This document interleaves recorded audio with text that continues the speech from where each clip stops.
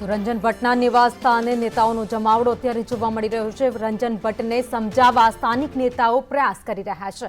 રંજન ભટ્ટના નિર્ણય બાદ ભાજપ નેતાઓનો જમાવડો સવારથી જ તેમના ઘરે એક પછી એક નેતાઓ પહોંચી રહ્યા છે। લોકસભા બેઠકના સંયોજક ભરત શાહ પણ ત્યાં ઉપસ્થિત છે। આ સાથે ધારાસભ્ય જીતેન્દ્ર સુખડિયા, પૂર્વ મંત્રી રાજેન્દ્ર પણ ત્યાં પહોંચી ગયા છે।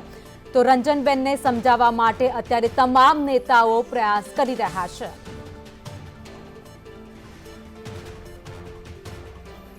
રંજનબેન ભટ્ટને પાર્ટીએ ત્રીજી વાર ટિકિટ આપી હતી વડોદરા લોકસભા બેઠક પરથી ચૂંટણી લડવા માટે, પરંતુ નામની જાહેરાત થયા બાદ જ વડોદરાના રાજકારણમાં ભારે ગરમાવો જોવા મળ્યો હતો। ત્યારે હવે આજના દિવસે રંજનબેને પોતાની ઉમેદવારી પરત ખેંચી છે।